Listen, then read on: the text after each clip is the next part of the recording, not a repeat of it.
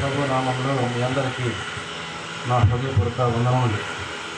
దేవుని యొక్క వాక్యంలో దశలోనులకు రాసిన మొదటి పత్రిక 2వ అధ్యాయము 11వ వచనం చదువుకుంటాం. తన రాజ్యమునకును మహిమకును మిమ్మును పిలుచుచున్న దేవునికి తగినట్టుగా మీరు నడుచుకొనవల్లని మేము మీలో ప్రతి వారిని హెచ్చరించుచు, ధైర్యపరచుచు, సాక్ష్యమిచ్చుచు తండ్రి తన బిడ్డల ఎడల నడుచుకున్న రీతిగా మీలో ప్రతి వాని ఎడల మేము నడుచుకుంటామని మీకు తెలియను. ప్రియమైన దేవుని బిడ్డారా, ఈ యొక్క వాక్య భాగము మన యొక్క సహోదరులు ఇమ్మానుయేల్ గారు తన యొక్క జీవితంలో ఎంతో మాదిరి చూపించారు. ఇక్కడ వాక్యం చెప్తున్న సమయంలో కానీ ఆయన చిన్నపిల్లవాడిలాగా ఏడ్చేవాడు.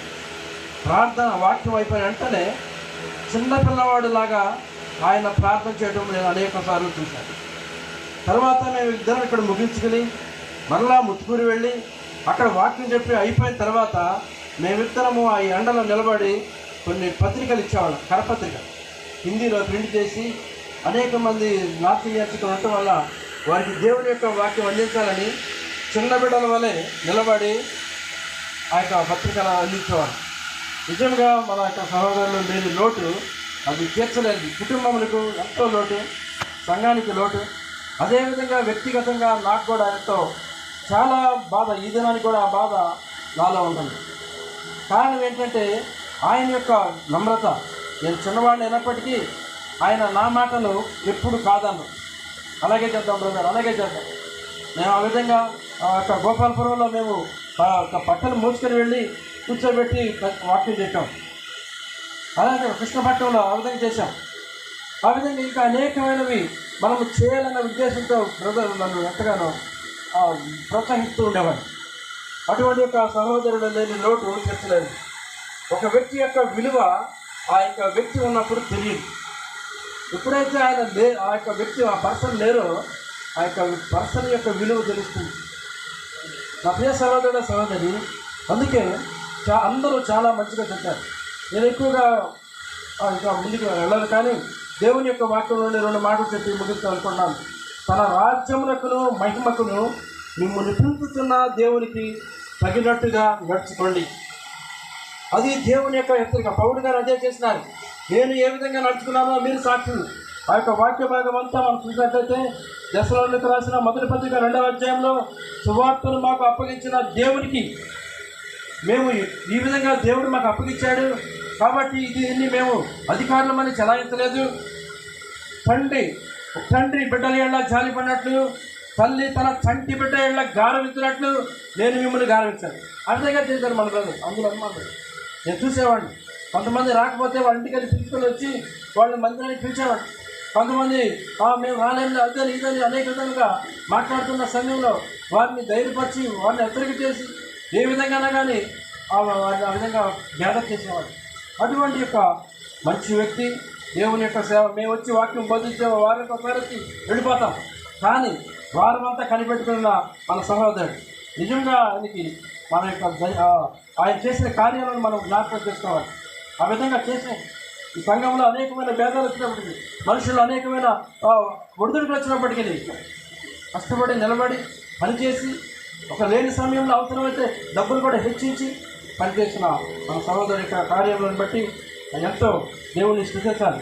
అందుకే ప్రసంగి గ్రంథం 7వ అధ్యాయంలో అక్కడ అంటారు, సుగంధ తైలం కంటే మంచి పేరు మీద, డబ్బు కంటే కూడా, ఆస్తి కంటే కూడా, హోదా కంటే కూడా ఒక మంచి పేరు మీద. పేదవాడైనప్పటికీ యథార్థంగా ఉన్నవాడే దాన్ని విస్తారమైన సంపదల కంటే పేదవాడైన మంచి పేరు కలిగిన వాడే గొప్పవాడు. అందుకే ప్రసంగి అంటాడు, ఏమంటాడు చూడండి 7వ అధ్యాయం 1వ వచనంలో, సుగంధ తైలం కంటే మంచి పేరు మేలు. సుగంధ తైలం కంటే మంచి పేరు మేలు. వెండి బంగారం కంటే దేవుని ఏళ్ళ మనం కలిగి ఉన్న అటువంటి యొక్క ప్రేమే, అటువంటి యొక్క మంచితనమే మనల్ని వెంబడిస్తుంది. ఆ వాక్యం చదువుతాను. ప్రసంగి గ్రంథము 7వ అధ్యాయము ప్రసంగి 558 సుగంధ తైలం కంటే మంచి పేరు మేలు, ఒకటి జన్మదినము కంటే మరణ దినమే మేలు. విందు జరుగుతున్న ఇంటికి పోవుట కంటే ప్రలాపిస్తున్న వారి ఇంటికి పోవటం మేలు. ఎలాగనగా మరణము అందరికీ వస్తుంది. నా ప్రియ సహోదరుడు సహోదరి, ఈ యొక్క మధ్యాహ్న కాలంలో మనం నేర్చుకోవాల్సింది ఏంటంటే, మనకు అందరికీ మరణం వస్తుంది. అయితే మనము దేవునికి తగినట్లుగా నడుచుకుంటాము. మంచి పేరు కలిగి జీవించడం అనేది ఎంతో ప్రాముఖ్యము. బ్రతుకు వారు దాన్ని మనసు పెట్టరు. చనిపోయిన వ్యక్తిని ఏదో అనుకుంటారు, దాటిపోయిన అనుకుంటారు, కానీ దాన్ని మనసులో ఉంచరు. ఎలా అనగా 4వ వచనం చూడండి. జ్ఞానుల మనసు ప్రలాపించు వారి ఇంటి మీదే ఉండదు. అది ప్రలాపించి దుఃఖపడే వారిని మనం ఓదార్చాలి, ఆదరించాలి, ధైర్యపరచాలి, హెచ్చరిక చేయాలి, వారికి సహాయపడాలి. దావీదు తన యొక్క మరణ సమయంలో తన యొక్క కుమారుడైన సొలొమోనుని పిలిచి మాట్లాడుతున్నాడు. రాజుల గ్రంథము 1వ అధ్యాయము, 1 రాజుల గ్రంథము 2వ అధ్యాయము 1వ వచనము చూడండి. రాజుల 1 గ్రంథము 2వ అధ్యాయము 1వ వచనము. దావీదునకు మరణకాలము సమీపించగా అతడు తన కుమారుడైన సొలొమోనునకు ఇలాగూ ఆజ్ఞ ఇచ్చాను.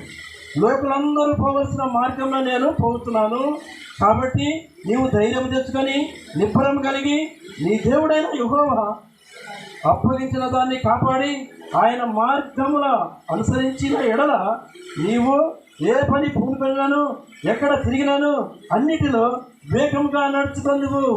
ప్రియమైన దేవుని బిడ్డలారా, చూడండి ప్రాముఖ్యమైన మాటలు. ఈ కుటుంబమునకు, రాజేష్కు అలాగే ప్రతాప్కు హెచ్చరిక చేసే మాటలవి. తన తండ్రి లేనప్పటికీ దేవుడు ఆ యొక్క మాటలో వారికి కూడా తెలియజేస్తున్నాడు. నేను ఏ విధంగా వెళ్ళినానో, ఏ విధంగా జీవించినానో, ఎటువంటి ప్రవర్తన కలిగి జీవించినానో మీరు చూశారు. కుమారులుగా మీరు వారికి హెచ్చరిక చేస్తున్నాడు, కుమారులకు హెచ్చరిక చేస్తున్నాడు. ప్రతాప్కు, రాజేష్కు హెచ్చరిక చేసే మాటలవే. ఏమంటున్నాడు? లోకలందరూ పోవాల్సిన మార్గాన్ని రెండిపోయినానయ్యా. అయితే మీరు ధైర్యంగా ఉండండి, నిపుణం కలిగి ఉండండి. దేవుడు మీకేమైతే బోధిస్తున్నాడో ఆ మాటలు ఏందో మీరు కుడికైనాను ఎడమకైనా తొలగిపోకూడదు. మా ప్రియ సహోదరుడు సహోదరి, అదేవిధంగా సంఘమును కూడా, సంఘములో నేను ఏ విధంగా మిమ్మల్ని గౌరవించినాను, తల్లి తన బిడ్డలను గౌరవించినట్లుగా నేను మిమ్మల్ని గౌరవించలేదా? తండ్రి తన బిడ్డలను జాలిపడినట్లుగా నేను మీ ఏళ్ళ జాలిపడదా? మీరు ఏడ్చున్నప్పుడు నేను మీ ఇంటికి వచ్చి ప్రార్థన చేయలేదా? ఆదరించలేదా? ధైర్యపరచలేదా? మా ప్రియ సహోదరుడు సహోదరి, ఈ దినమున మన సహోదరుడు యొక్క లేని లోటు, ఆ యొక్క బాధ్యతను మనం అందరం తీసుకోవాల్సిన వరమే. దేవుని యొక్క మాటలు కుడికైనాను ఎడమకైనాను తొలగిపోక ఆయన యొక్క మార్గంలో మనం నడిచినప్పుడు దేవునికి మహిమ. అందుకే దేవుడు మనల్ని ఈ లోకంలో జీవింపజేస్తుంది. అందుకే ప్రసంగి తన యొక్క మాటలో చెప్తాడు 12వ అధ్యాయము చివరి వచనంలో ఆయన అంటాడు, ఎంతో 3000 సామెతలు చెప్పాడండి. 1005 కీర్తనలు రాశాడు. 1 కాదు 2 కాదు 3000 సామెతలు. ఆ యొక్క ఒక్కొక్క సామెత వెనకాల ఒక్కొక్క పుస్తకము, ఒక స్టోరీ రాయొచ్చు, ఒక సినిమా తీసేంత అటువంటి యొక్క గూఢార్థమైన మాటలు ఉంటాయి. 3 గంటల సినిమా ఒకే టైటిల్ మీద ఉండేట్టుగా, అదేవిధంగా ఆయన చెప్పిన ఒక శుద్ధి దాని మీద ఒక సినిమా తీస్తే 3 గంటలు కాదు 5 గంటలుగా ఉంటుంది. అటువంటి యొక్క గూఢమైన జ్ఞానంతో కూడిన మాటలు జ్ఞాని అయిన సొలొమోను 3000 సామెతలు చెప్పి తర్వాత 1005 కీర్తనలు ఆయన రచించాడు. అటువంటి యొక్క జ్ఞాని ఆ రాజ్యమును ఏలిన ఆయన చివరికి ఏమంటాడంటే, ఇదంతా తేలిన తర్వాత, ఇదంతా విన్న తర్వాత తేలిన ఫలితార్థం ఇదే. 12వ అధ్యాయము ప్రసంగి 12వ అధ్యాయము 13వ వచనం. ఇదంతా విన్న తర్వాత తేలిన ఫలితార్థం ఇదే. ఇదేనా ఎంట్రీతో ఏంది? ఈ జీవితంలో మనుగడ ఏంటి? ఉద్యోగం యొక్క గమ్యస్థానం ఏంటి? సంపాదన యొక్క చివరి యొక్క దాని యొక్క అంత్యం ఏంటి అంటే, ఇదంతా విన్న తర్వాత తేలిన ఫలితార్థం ఇదే. దేవుని యందు భయభక్తులు కలిగి నా ప్రియ సహోదరుడు సహోదరి అందరూ కూడా దూరంగా ఉన్నవాడు కూడా ఏం వినాలంటే, దేవుని యందు భయభక్తులు కలిగి ఉండి ఆయన కట్టడలు అనుసరించి నడుచుకుంటమే మానవ కోటికి విధి. అంటే ఇంగ్లీష్లో ఏముంటుంది? డ్యూటీ. ఈ డ్యూటీకి వెళ్ళావా? నీ డ్యూటీ చేసావంటే ఏంటి? దేవుని యొక్క మాటకు నువ్వు విధేయత చూపించడమే. That is your responsibility, that is your duty. నీ డ్యూటీలో నువ్వు సక్రమంగా చేయకపోతే, నీకు అప్పగించిన బాధ్యత నువ్వు సరిగా నెరవేర్చలేకపోతే దేవుడు నేను తీర్పులను తీర్చుకొని చెప్పబడుతున్న మాట మనకు జ్ఞాపకం చేస్తాను. చూడండి, కొరింథీయులకు రాసిన 2వ పత్రిక 5వ అధ్యాయము, కొరింథీయులకు రాసిన 2వ పత్రిక 5వ అధ్యాయంలో దేవుడు మనందరినీ తీర్పులను తీసుకొచ్చారని జ్ఞాపకం ఉంచుకో. 5వ అధ్యాయం 1 నుండి వస్తే, భూమి మీద ఉన్న ఈ గుడారము, ఈ నివాసము శిథిలమైపోయినప్పటికీ చేతి పని కాక దేవుడి చేత నిర్మింపబడిన ఆ యొక్క పట్టణంలోనికి మనం ప్రవేశింపబోతున్నాం. మనకు ఒక నివాస స్థలం ఉన్నది. నా తండ్రి ఇంట అనేక నివాస స్థలములు కలవు, నేను మీతో చెబుతున్నాను. అటువంటి యొక్క మహిమ గల దేశంలోనికి, మహిమ గల పట్టణంలోనికి మనము ప్రవేశించడానికే దేవుడు ఈ లోకంలో మనల్ని ట్రైనప్ చేస్తున్నాడు. This is the training period.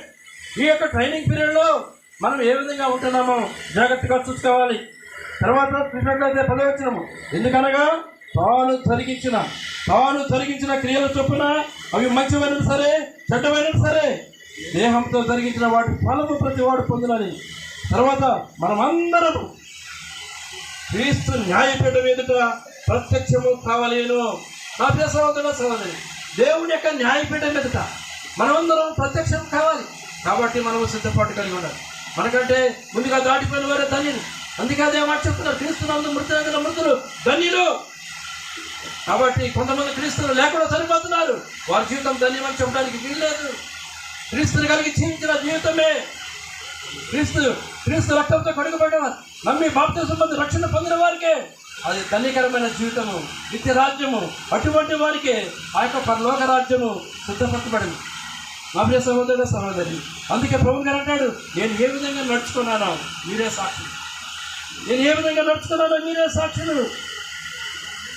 తల్లి తన చంటి బిడ్డను గారవించినట్టు నీకు నాకు అటువంటి యొక్క స్వభావం ఉండాలి. ఒక దేవుని యొక్క బిడ్డకు ఉండవలసిన మంచి లక్షణం ఏంటంటే, అనేక మంది ఆ విధంగా గారవించేవాళ్ళు ఉంటారు, తిరుగుబాటు చేసేవాళ్ళు ఉంటారు, వ్యతిరేకించేవాళ్ళు ఉంటారు. అయితే మన యొక్క బాధ్యత ఏంటంటే, మనం అందరినీ సమకూర్చుకొని వారిని ప్రేమించి, క్రీస్తు మనల్ని ప్రేమించిన విధంగా, క్రీస్తు మనల్ని క్షమించిన విధంగా వారిని అటువంటి యొక్క మార్గంలో నడిపించవలసిన బాధ్యత దేవుడు మనకు అప్పగిస్తున్నాడు. తన రాజ్యమునకును మహిమకును మిమ్మల్ని పిలుచుతున్న దేవునికి తగినట్టుగా మీరు నడుచుకునవలెనని మేము మీలో ప్రతి వారిని హెచ్చరిస్తున్నాం. ప్రతి వారిని హెచ్చరిస్తూ, ధైర్యపరుస్తూ సాక్ష్యం ఇస్తున్నాం. తండ్రి తన బిడ్డల యొక్క నడుచుకునే రీతిగా మీలో ప్రతి వారి యొక్క మేము నడుచుకొని చూపించాం. ఆ విధంగా మీరు నడుచుకోవాలని దేవుని యొక్క సేవకులైన అపోస్తలులైన పౌలు గారు గుండె మీద ధైర్యంగా చెప్తున్నారు.